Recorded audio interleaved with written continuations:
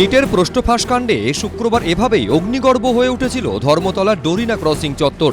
এই নিয়ে মুখ্যমন্ত্রীর কড়া বার্তার পরই অ্যাকশনে নেমেছে পুলিশ। ইতিমধ্যে গ্রেফতারের সংখ্যা বেড়ে হয়েছে 16। ধৃতদের মধ্যে বেশ কয়েকজনের রাজনৈতিক যোগ সামনে এসেছে। আমরা রাহুল গান্ধী আমাদেরকে ইনস্ট্রাকশন দিয়েছে, আমি কংগ্রেস পার্টি করি।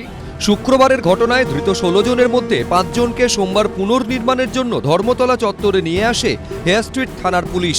তাদেরই অন্যতম জোড়াসাঁকোর বাসিন্দা 47 বছরের খালিদ রেজা। আমাদের শুভঙ্কর সরকার ছিল, অমিতাভ চক্রবর্তী ছিল। আমরা রাহুল গান্ধী আমাদেরকে ইনস্ট্রাকশন দিয়েছে, না গন্ডগোল ওখানে হলো না। এদিন জোড়াসাঁকো এলাকায় ধৃতের বাড়িতে পৌঁছয় এবিপি আনন্দ। তবে খালিদ রেজার পরিবারের সদস্যরা কোনো প্রতিক্রিয়া দিতে চাননি। ওনাকে অ্যারেস্ট করা হয়েছে, তো খালিদ রেজা উনি তো কংগ্রেস করেন। কালকেই ওনাদের দলের তরফ থেকেও বলা হয়েছে, মানে দলের একজন নেতা জানিয়েছেন। সেদিনকে উনি কি ছিলেন, মানে এরকম এই ঘটনার সঙ্গে ওনার কিভাবে যোগ? হ্যাঁ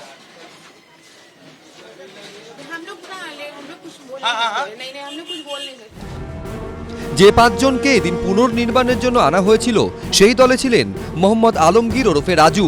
48 বছরের ধৃত এই ব্যক্তির বাড়ি জোড়াসাঁকো এলাকায়। না না, এখানতে আমার ছবি নেই, এখানতে ছবি নেই। আমি কংগ্রেস পার্টি করি। তার বাড়িতেও এদিন পৌঁছয় এবিপি আনন্দ। वो तो कांग्रेस करते थे, हम जानते हैं। उस दिन क्या वो लोग वहाँ पे थे झमेला के दिन? नहीं वहाँ नहीं थे। कहाँ थे? आप मत करिए लाइव। এই প্রেক্ষাপটে শুক্রবারের ঘটনার নেপথ্যে বিরোধী দলগুলির যোগ থাকার অভিযোগ তুলে সরব হয়েছে বিজেপি। কংগ্রেস জনতা হচ্ছে তৃণমূল, সিপিএম, কংগ্রেস, এরা বিজেপির বিরুদ্ধে, মোদির বিরুদ্ধে, জামাতি, আরো যারা যারা আছে, হুরিয়াত মরিয়াত, যারা যে যেখানে আছে, তারা হচ্ছে ককরোচ, মানে ইন্ডিজোটের ডাকনাম ককরোচ। শুক্রবার নিট প্রশ্নফাঁস কাণ্ডের প্রতিবাদে কলেজ স্ট্রিট থেকে ধর্মতলা পর্যন্ত আলাদা মিছিল করে কংগ্রেস। তাদের দাবি, তাদের মিছিলে যোগ দেওয়া কর্মীদেরও গ্রেফতার করেছে পুলিশ। এই প্রেক্ষাপটে দলীয় কর্মীদের গ্রেফতারি, দিল্লির যন্তর মন্তরে আন্দোলনরত পড়ুয়াদের উপর অত্যাচার এবং এ রাজ্যে সামগ্রিক আইন শৃঙ্খলা পরিস্থিতি ইস্যুতে 5ই আগস্ট লালবাজার অভিযানে ডাক দিয়েছে কংগ্রেস। পরিস্থিতি আইন শৃঙ্খলার অবনতি দেখে আমরা 5ই আগস্ট লালবাজার অভিযানের ডাক দিয়েছি। কলকাতা বিশ্ববিদ্যালয়ের সামনে থেকে 5ই আগস্ট আমরা লালবাজার অভিমুখে যাব। পশ্চিমবঙ্গের পুলিশ আধিকারিক, পুলিশের ঊর্ধ্বতন কর্তৃপক্ষের কাছে, পুলিশ কমিশনারের কাছে আমরা জানতে চাইব, আপনারা আইনের শাসনের বদলে এটা কি শাসন প্রতিষ্ঠা করতে চাইছেন? নিট কাণ্ডের প্রতিবাদে বামপন্থীদের একাধিক সংগঠনের ডাকে মিছিলে শুক্রবার জুতো বোতল ছোড়া হয়। পরিস্থিতি অগ্নিগর্ভ হয়ে ওঠে। এই ঘটনায় ধৃতদের মধ্যে অন্যতম হল মোহাম্মদ জহিরুদ্দিন মাল। দক্ষিণ 24 পরগনার ভাঙড়ের বাসিন্দা জহিরুদ্দিনের পরিবার সিপিএম সমর্থক। না, নিজে পড়াশোনা করে না এখন। পার্টি উনি সিপিএম করতেন। এমন কিছু শুনিনি। এইবারে ভোটে কার জন্য, কার হয়ে কাজ করেছিল? নওশাদ সিদ্দিকী। ওই নামে কোনো পার্টির সদস্য আমাদের আছে বলে আমার জানা নেই, সম্বোধন নেই। কিন্তু এটা ঠিক, 14 জন যদি মানুষ সব মিলে ধরা পড়ে, তার মধ্যে একজন সিপিএম এর সমর্থক পরিবার হবে না, এটা হয় নাকি কখনো? সিপিএম আছে রে বাবা, সমাজে থাকবে না কেন? ধর্মতলা কাণ্ডে এক ধৃতের তৃণমূল যোগও সামনে এসেছে। মেটিয়া বুরুজের বাসিন্দা মোহাম্মদ আফরোজ নামে এক যুবককে গ্রেফতার করেছে পুলিশ। এই আফরোজেরই তৃণমূল যোগের অভিযোগ উঠেছে। গ্রেফতারির পর সামনে এসেছে তার একের পর এক ছবি আর রিলস, যার একটিতে দেখা যাচ্ছে মেটিয়া বুরুজের তৃণমূল বিধায়ক আব্দুল খালেক মোল্লা নির্বাচনী প্রচারে গাড়িতে উত্তরীয় পরে দাঁড়িয়ে আফরোজ। এদিন মোহাম্মদ আফরোজকেও পুনর্নির্মাণের জন্য ধর্মতলায় নিয়ে আসে পুলিশ। সেই আফরোজ, যে আফরোজের নাম মুখ্যমন্ত্রী শুভেন্দু অধিকারী একেবারে বিধানসভায় স্পষ্ট করে জানিয়েছেন। ট্রাভেল মঙ্গার হিসেবে পরিচিত এই আফরোজ, তার কি ভূমিকা ছিল, সে কেন এসেছিল? কারণ সে তো কোনো নিটের পরীক্ষার্থী না, তাহলে এবং স্টুডেন্টও না। তাহলে কেন এই পরিস্থিতি করা হয়েছিল, কেন সে এসেছিল, সেই বিষয়টাই তদন্তকারী আধিকারিকরা তারা কিন্তু এখন জানছেন। যে জায়গায় ধর্মতলার মোড়, সেই জায়গায় আফরোজ কেন এসেছিল, কার নির্দেশে এসেছিল এবং এই আফরোজ যাকে হচ্ছে স্থানীয়রা তৃণমূল কর্মী হিসেবে এলাকায় পরিচিত ছিল, যার হচ্ছে বিধায়ক মেটিয়া বুরুজের বিধায়ক আব্দুল খালেক মোল্লার সঙ্গে যার ছবি দেখা গেছে। গ্রেপ্তার তো হবেই, গ্রেপ্তার তো করতেই হবে। তার কারণ হলো যাদের সঙ্গে শিক্ষা জগতের নিট এক্সামের কোনো সম্পর্ক নেই, এই সমস্ত ইন্ডি জোট, পশ্চিমবাংলায় কংগ্রেস, সিপিএম এবং টিএমসি, তৃণমূলের লজ্জা করে না? আচ্ছা, ভারতবর্ষে একটা রাজনৈতিক দল আছে, কংগ্রেসের আমলে সেন্ট্রালে এবং বিভিন্ন রাজ্যে 53 বার লিক হয়েছে পেপার। পশ্চিমবাংলায় মমতার রাজত্বে 7 বার 26,000-এর চাকরি গেছে। যারা চিত্র সাংবাদিকদের মেরেছে, নিগ্রহ করেছে, গুন্ডামি করেছে, তাদের বিরুদ্ধে আইনি ব্যবস্থা 100 বার হোক। কিন্তু তার সঙ্গে আপনি যদি ছবি দিয়ে ধরতে যান, এর সঙ্গে এর ছবি, ওর সঙ্গে ওর ছবি, তাহলে তো মমতা বন্দ্যোপাধ্যায়ের বাড়ির সামনে যে আমাকে ডিম মারলো, তো তার সঙ্গে তো স্বয়ং মুখ্যমন্ত্রীর ছবি আমি পোস্ট করেছি। তাহলে কার মানে, কোন অর্থ কি দাঁড়ায়? আরও গভীর, যে আমি যার ছবি পোস্ট করেছি এখন অবধি কিন্তু সেটাকে ফেক কেউ বলেননি। ধর্মতলা কাণ্ডে ধৃতদের রাজনৈতিক যোগ নিয়ে যখন শাসক বিরোধীদের চাপানুতোর চরমে উঠেছে, তখন সপ্তাহের প্রথম কাজের দিনই ধর্মতলা কাণ্ডের পুনর্নির্মাণ করল পুলিশ। নিটের প্রশ্নফাঁস কাণ্ডে বিক্ষোভ চলাকালীন শুক্রবার রণক্ষেত্র হয়ে উঠেছিল ধর্মতলা চত্বর। এই পরিস্থিতিতে সোমবার ধৃতদের 5 জনকে নিয়ে ঘটনার পুনর্নির্মাণ করল পুলিশ। একজন বাদে 4 অভিযুক্তকে খালি পায়ে হাঁটায় পুলিশ, কাউকে আবার আনা হয়েছিল হাফ প্যান্ট পরিয়ে। গ্রেপ্তার যে 16 জন, তার মধ্যে 14 জনকে নিজেদের কাস্টাডিতে পেয়েছে পুলিশ গতকালকেই। তার মধ্যে থেকে 5 জনকে এই মুহূর্তে ধর্মতলায় নিয়ে এসেছে পুলিশ। খালি পায়ে ধর্মতলার যে রাস্তা, সেই রাস্তায় তাদেরকে হাঁটানো হচ্ছে এবং হাঁটিয়ে ঘটনার পুনর্নির্মাণ করছেন তদন্তকারী আধিকারিকরা। এই ঘটনায় সোমবার সকালেই আরও 2 জন অভিযুক্তকে গ্রেফতার করেছে পুলিশ। এই নিয়ে মোট গ্রেফতারির সংখ্যা বেড়ে দাঁড়ালো 16। শান্তিপূর্ণ আন্দোলনে আচমকা অশান্তি, পুলিশকে লক্ষ্য করে প্রথমে জুতো, বোতল বৃষ্টি, তারপর পাথর। পরের দিনই এই নিয়ে কড়া অবস্থান নেন মুখ্যমন্ত্রী। এই মামলাগুলোতে গুন্ডা দমন আইনকে যুক্ত করা হয়েছে এবং প্রায় 70 জনকে চিহ্নিত করা হয়েছে, যাদের একজনও ছাত্র নয়, যারা একজনও সেলফ ডিক্লেয়ার ককরোচ পার্টির মেম্বার নয়, যারা একজনও নিট সংক্রান্ত আন্দোলনকারীদের অংশ নয়। 4 জন কুখ্যাত লোকের নাম আমি এখানে বলছি, যাদেরকে আমরা ছাড়বো না। তারপরই অ্যাকশনে নামে পুলিশ, শুরু হয় ধরপাকড়। এখনো পর্যন্ত এই ঘটনায় 16 জনকে গ্রেফতার করেছে পুলিশ। ধৃতদের বিরুদ্ধে একাধিক জামিন অযোগ্য ধারায় রুজু হয় মামলা। এই প্রেক্ষাপটে বেলা 12:15 নাগাদ এদিন 5 জন ধৃতকে নিয়ে ধর্মতলা চত্বরে পৌঁছয় পুলিশ। যাদের বিরুদ্ধে শুক্রবার পুলিশকে লক্ষ্য করে জুতো ছোঁড়ার অভিযোগ উঠেছিল, তাদেরই এদিন খালি পায়ে হাঁটায় হেয়ার স্ট্রিট থানার পুলিশ। সোমবার পুলিশের প্রেজেন্ট ভ্যান থেকে সবার প্রথমে নামানো হয় ধৃত খালিদ রেজাকে। 5 জনের মধ্যে থেকে 1 জনকে প্রথমে নামানো হয়েছে এবং নামিয়ে যে জায়গা ধর্মতলা আর যে জায়গা থেকে মেট্রো চ্যানেল হয়ে উল্টো যে ভিক্টোরিয়া হাউসের দিকে তাকে কিন্তু নিয়ে যাওয়া হচ্ছে। অভিযুক্তের কি ভূমিকা ছিল, সেই সমস্ত বিষয়টা, কোন জায়গা থেকে সে এসেছিল, কোন দিকে গেছিল, কেন হামলা করেছিল, কিভাবে হামলা করেছিল, সেই জায়গা সমস্ত বিষয় জানাচ্ছেন তদন্তকারী আধিকারিকরা। আমাদের এক্সপ্লেনেড মোড়ে দিয়ে হয়েছে।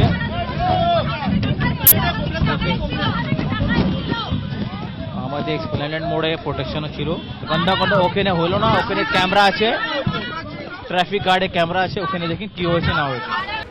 পুলিশের দাবি, শুক্রবারের ঝামেলায় ধৃত এই 5 জনেরই অগ্রণী ভূমিকা ছিল। এই অবস্থায় খালিদ রেজার পর এদিন প্রিজন ভ্যান থেকে নামানো হয় আরেক অভিযুক্ত মোহাম্মদ আফরোজকে। হাফ প্যান্ট পরিয়ে খালি পায়ে তাকে নিয়ে পুনর্নির্মাণ করে পুলিশ। শুক্রবারের গন্ডগোলের পর এই মোহাম্মদ আফরোজের নামই শোনা গেছিল মুখ্যমন্ত্রীর গলায়। Afroz of Rajabagan, Nahid of Khidirpur, Tanvir and Nizam of Ekbalpur, Rahul Jamal of Watgunge.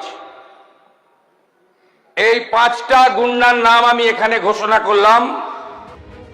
Police জানিয়েছে ঘটনায় নাম জড়াতেই পালানোর চেষ্টা করেছিল রাজাবাগানের বাসিন্দা মোহাম্মদ আফরোজ। পরে পশ্চিম বর্ধমানের অন্ডাল থেকে তাকে গ্রেফতার করে পুলিশ।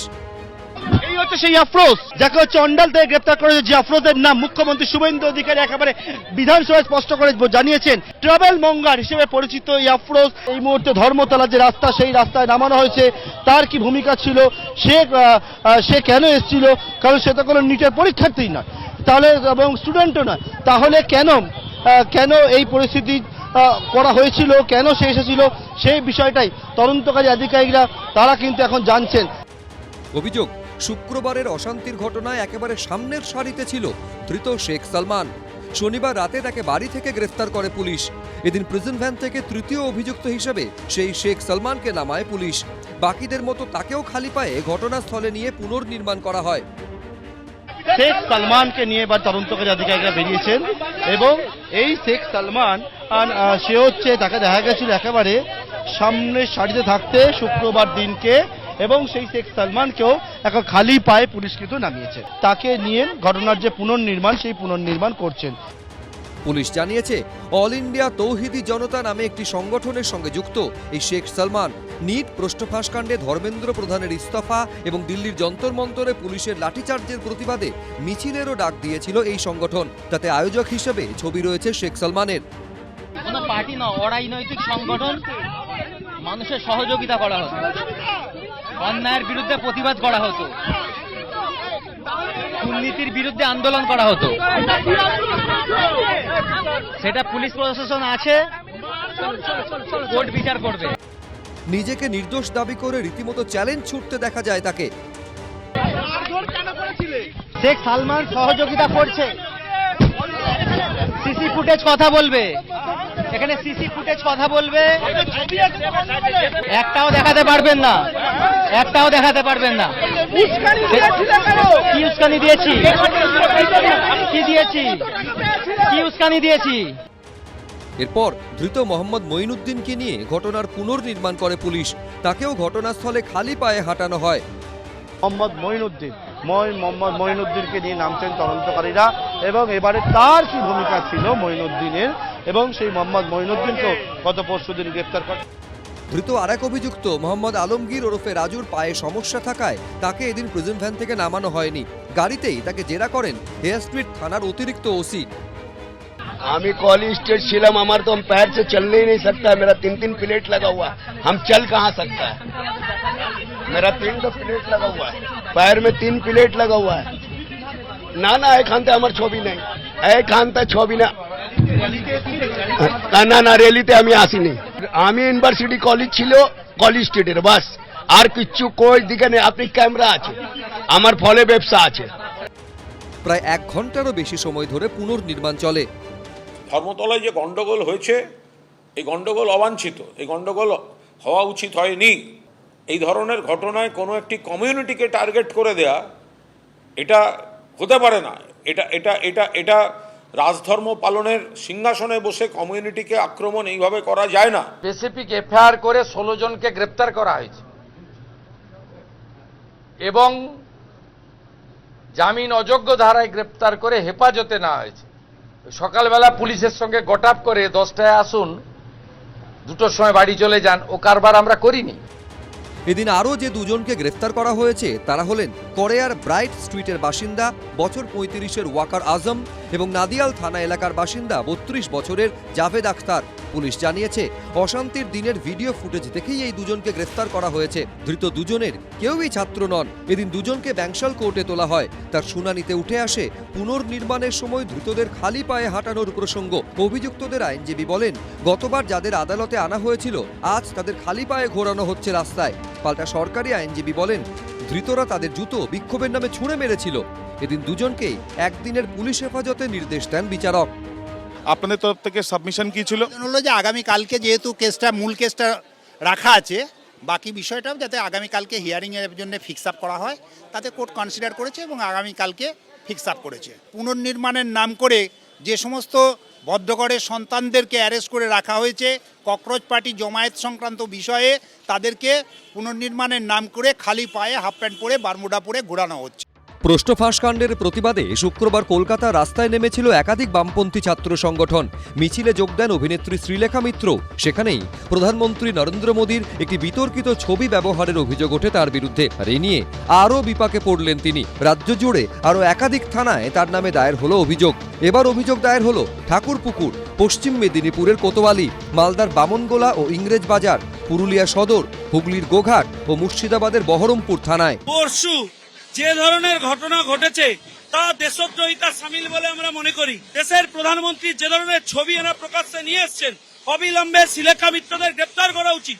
এবং আমি দাবি জানাচ্ছি যে সমস্ত সংগঠন এই কাণ্ড ঘটিয়েছে তাদের বাংলায় ব্যান করতে হবে। সিপিএম এবং বামপন্থী সিপিএমুল সংগঠন যারা এসব করেছে তাদের বাংলায় নিষিদ্ধ ঘোষণা করা হোক। আরে জামাতিদের সাথে হাত মিলিয়েছে সিপিএম। চশমা ছাড়া গেছিলাম সানগ্লাস পরে, মোদিজির এরকম একটা ছবি, ওটা দেখে মজা লেগেছে।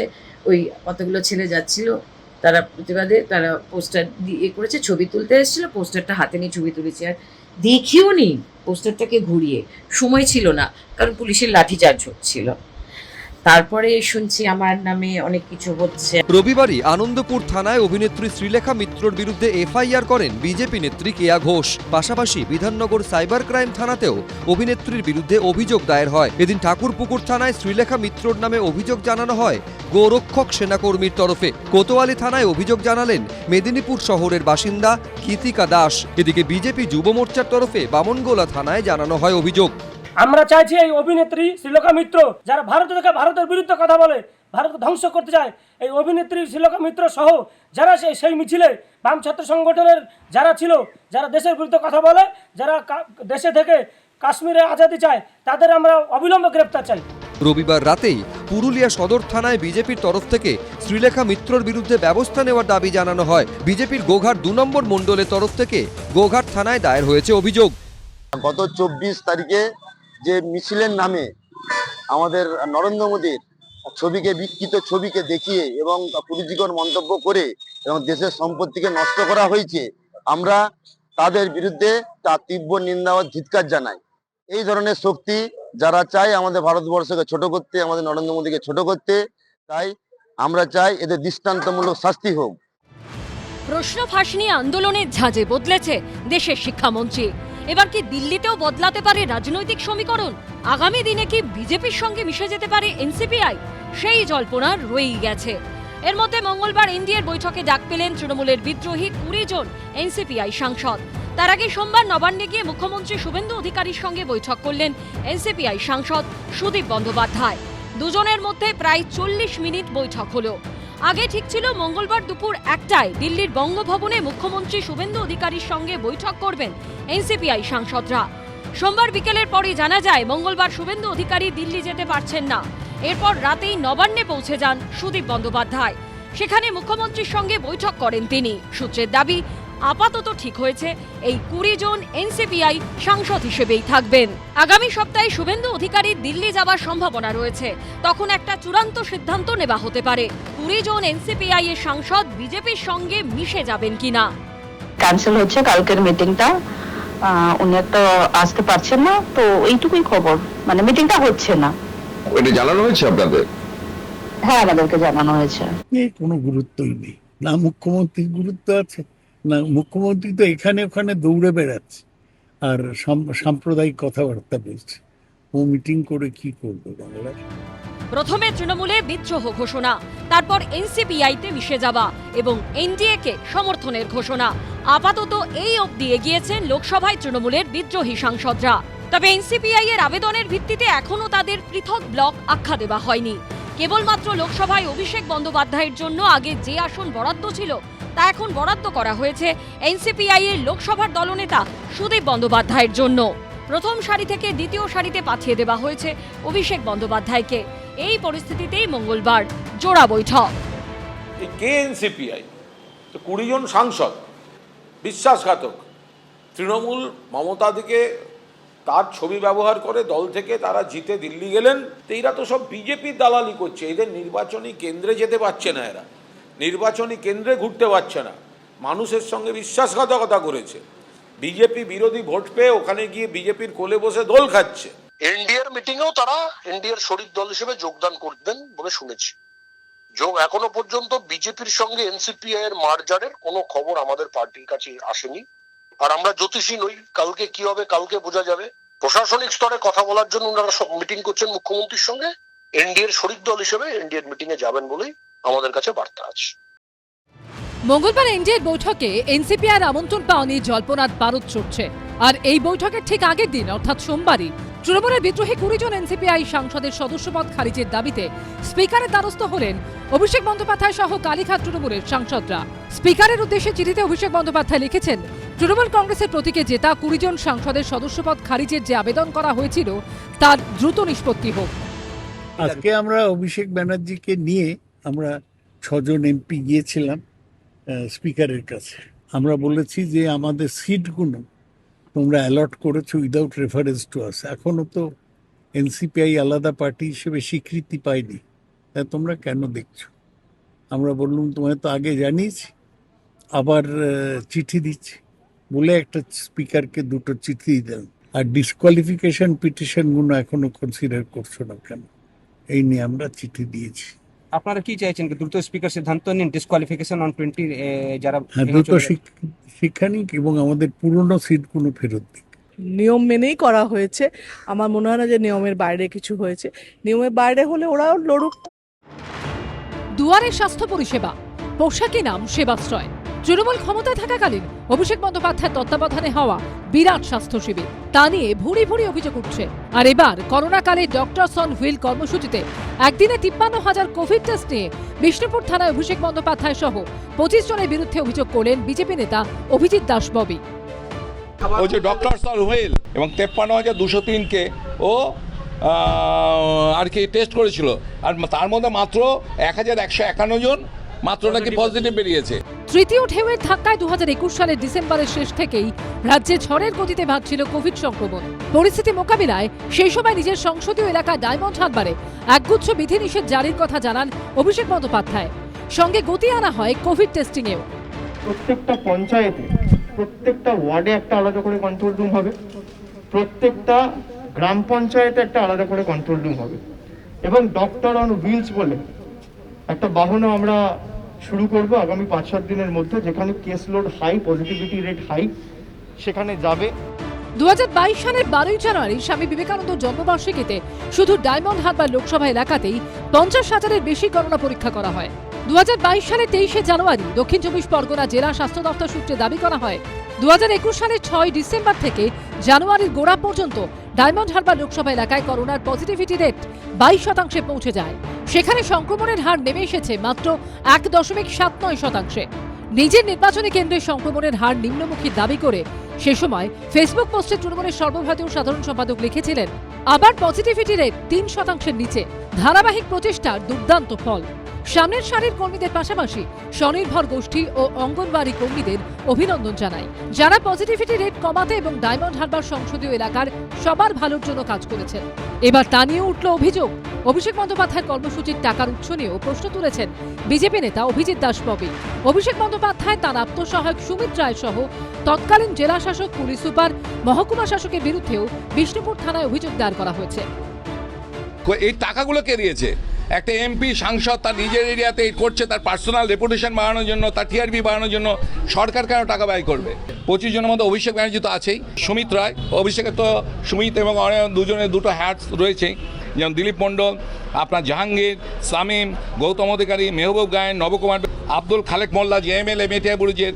আমি এই সেবাশ্রয়ে আমি বিষয়টা জানি না, আমি কোনোদিন যাইনি, আমায় কেউ যেতেও বলেননি। সেবাশ্রয়টি সর্বভারতীয় তৃণমূল কংগ্রেসের কোনো প্রোগ্রামও ছিল না, এটি ওখানকার সাংসদের প্রোগ্রাম ছিল।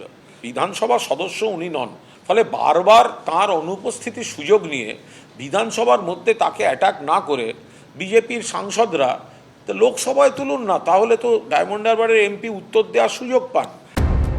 এবার আর থানা নয়, অভিষেক বন্দ্যোপাধ্যায়ের বিরুদ্ধে অভিযোগ দায়ের হলো রাজ্য সরকারের মেডিকেল কাউন্সিলে। ডায়মন্ড হারবারের তৃণমূল সাংসদের বিদেশে গিয়ে চিকিৎসার পথে কার্যত কাঁটা হয়ে দাঁড়ালেন বাগুইয়াটির বাসিন্দা রাজীব সরকার। তার দাবি, বিদেশ যাত্রার জন্য অভিষেক বন্দ্যোপাধ্যায় কলকাতা হাইকোর্টে যে নথি জমা দিয়েছেন তার মধ্যে মেডিকেল সার্টিফিকেটে রয়েছে বড়সড় গরমিল। অভিষেক বন্দ্যোপাধ্যায়ের বিরুদ্ধে ডিজে মামলার মামলাকারী বাগুইআটির বাসিন্দা রাজীব সরকার একাধিক অভিযোগ জানিয়েছেন বিভিন্ন থানায়, বিধাননগর পুলিশ কমিশনারেট সহ বিভিন্ন জায়গায়। এবার তিনি ওয়েস্ট বেঙ্গল মেডিকেল কাউন্সিলের দ্বারস্থ হয়েছেন। অভিষেক ব্যানার্জি বিদেশ যাওয়ার জন্য কিছু প্রায় 300 পাতার মতো ডকুমেন্ট জমা করেন ওনার চোখের চিকিৎসার ব্যাপারে। জুন 2026 এই দিনকে উনি একটি মেডিকেল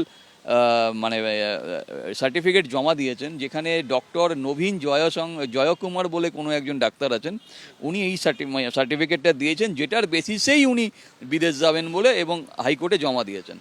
এর আগে অভিষেক বন্দ্যোপাধ্যায়ের বিরুদ্ধে ডিজে মামলা দায়ের করেন এই রাজীব সরকার, যার জেরে 15 জুলাই হাইকোর্টের নির্দেশে বিধাননগর আদালতে কণ্ঠস্বরে নমুনা দিতে হয় অভিষেক বন্দ্যোপাধ্যায়কে। তার আগে 1 জুলাই কালীঘাট থানায় আরও একটি অভিযোগ দায়ের করেন রাজীব সরকার।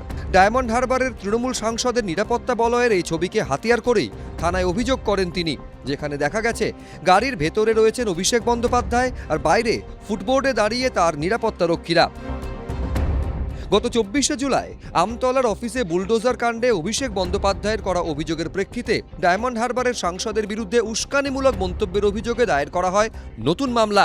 এবার অভিষেক বন্দ্যোপাধ্যায়ের বিরুদ্ধে নতুন অভিযোগ আনলেন রাজীব সরকার।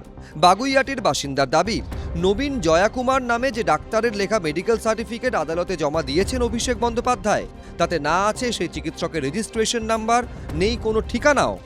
রাজীব সরকারের যেটা স্পষ্টত অভিযোগ, এই যে মেডিকেল সার্টিফিকেট তিনি যেটা সাবমিট করেছেন অভিষেক বন্দ্যোপাধ্যায়, যেটা রাজীব সরকার বলছেন, সেখানে যে ডাক্তারের নাম দেওয়া আছে সেখানে কিন্তু কোনো রকম তার রেজিস্ট্রেশন নাম্বার নেই এবং তার ঠিকানাও কিন্তু এখানে উল্লেখ করা হয়নি। মেডিকেল কাউন্সিলের তদন্ত করে দেখুক যে এই রকম এরকম একটা সার্টিফিকেট কোনো ডাক্তার দিতে পারেন কিনা without any registration number, without তার অ্যাড্রেস।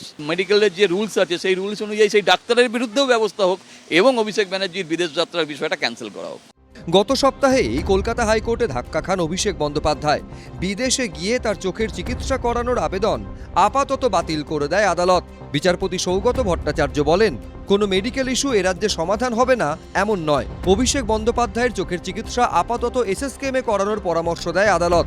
বিধানসভার অধ্যক্ষকে চিঠি দেওয়ার সাইজাল থেকে শুরু করে নানান ধরনের ডকুমেন্টেশনের ফর্জারি, তো এই ধরনের যে অভিযোগ উঠেছে, আমি এই অভিযোগ শুনে হচ্ছে এতটুকু আশ্চর্য নই। তথ্য সাপ্রেস করা হয়েছে বা অন্য তথ্য দেওয়া হয়েছে, বিদেশ যাত্রার জন্য উনি মরিয়া, এটা বোঝা যাচ্ছে।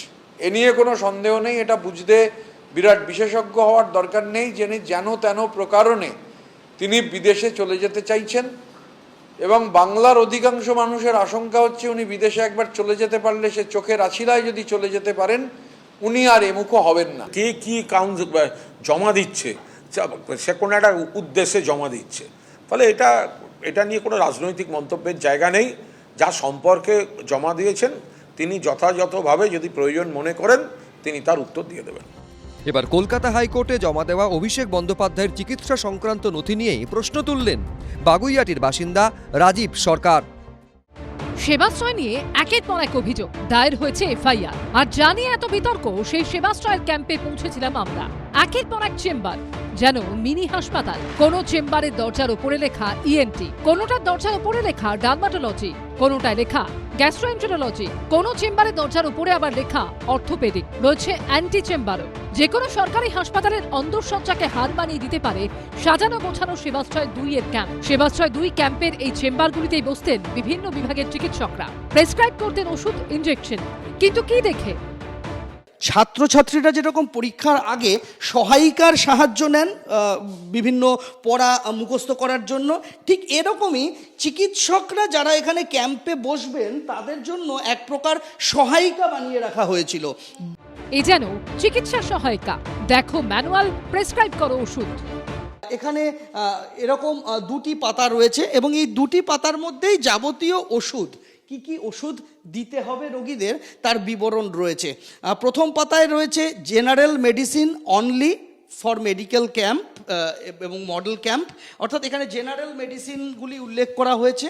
আর পরের পাতায় রয়েছে এখানে মডেল ক্যাম্পে কি কি ওষুধ আছে, derma medicine, neuro medicine, cardio medicine ভাগ করে দেওয়া আছে। অর্থাৎ রোগী হৃদযন্ত্রের সমস্যা নিয়ে এলে কি কি ওষুধ দিতে হবে, নিউরো সমস্যা নিয়ে এলে কি কি ওষুধ দিতে হবে, ডার্মা অর্থাৎ ত্বকের সমস্যা নিয়ে এলে কি কি ওষুধ দিতে হবে।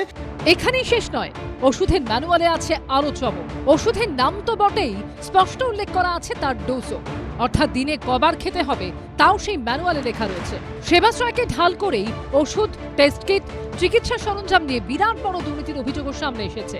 ফলতার সেবাশ্রয় 2-এর ক্যাম্পে যা দেখা গেল তাতে এই স্বাস্থ্য শিবির আয়োজনের উদ্দেশ্য নিয়ে আরো বড় প্রশ্ন উঠে গেল। ক্যাম্পের ভিতরে একটি ঘরের দরজার উপরে লেখা রয়েছে ল্যাব। সেই ঘরে ঢুকতেই দেখা গেল মেঝেতে ছড়িয়ে ছিটিয়ে রয়েছে কাগজ। উল্টে পাল্টে দেখতেই বোঝা গেল সেগুলো আসলে বিভিন্ন রোগীর মেডিকেল রিপোর্ট। ল্যাবের ভেতরে ছড়িয়ে ছিটিয়ে পড়ে রয়েছে যে কাগজগুলো, তার গায়ে লেখা রয়েছে Diamond Harbour government medical college and hospital, government of West Bengal, central lab requisition cum report. এরকম গোছা গোছা রিপোর্ট পড়ে রয়েছে সেবাশ্রয় ক্যাম্পের, সেবাশ্রয় 2-এর ক্যাম্পের ভেতরে। এই একটি রিপোর্টেও সই নেই কোনো চিকিৎসকের। রিপোর্টের নিচে সইয়ের জায়গা ফাঁকা। বেশিরভাগেরই জানুয়ারি 2026-এর তারিখ, কিন্তু কোনোটারই নিচে কোনো স্বাক্ষর নেই চিকিৎসকের। কে এই রিপোর্টটা বানিয়েছেন তা জানার কোনো উপায় এই মুহূর্তে আর নেই। সেবাশ্রয়ের ওষুধ উদ্ধারের অভিযোগ থেকে শুরু করে মাঠ দখল, সেবাশ্রয় ক্যাম্প নিয়ে একাধিক অভিযোগ করেছিলেন ফলতার বিজেপি বিধায়ক। যে ওষুধগুলো চিকিৎসা করা হয়েছিল সেগুলো মাটির নিচে পড়ে গর্ত খুলে পুঁতে দেওয়া হয়েছে, এবং যে খেলার মাঠের ওপরে এখনো ডায়মন্ড হারবার এবং ফলতা দুটো বড় বড় মাঠ, ডায়মন্ড হারবার সাব ডিভিশন মাঠের ওপরে এখনো পর্যন্ত সেবাশ্রয় ক্যাম্প রয়েছে, এবং ফলতার খেলার মাঠের ওপরে সেবাশ্রয় ক্যাম্প এখনো পর্যন্ত স্টিল এক্সিস্ট। এরপরই সেবাশ্রয়ের বিরুদ্ধে ওঠা একাধিক অভিযোগ নিয়ে শনিবার বিধানসভায় কড়া ভাষায় পদক্ষেপের হুঁশিয়ারি দিয়েছিলেন মুখ্যমন্ত্রী।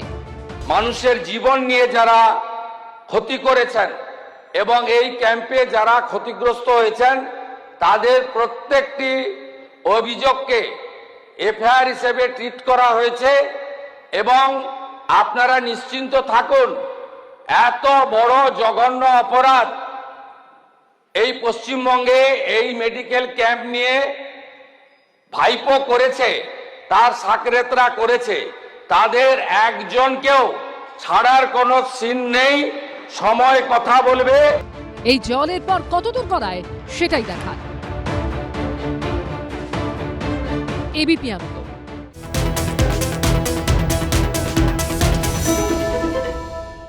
এবিপি আনন্দ, এগিয়ে থাকে, এগিয়ে রাখে।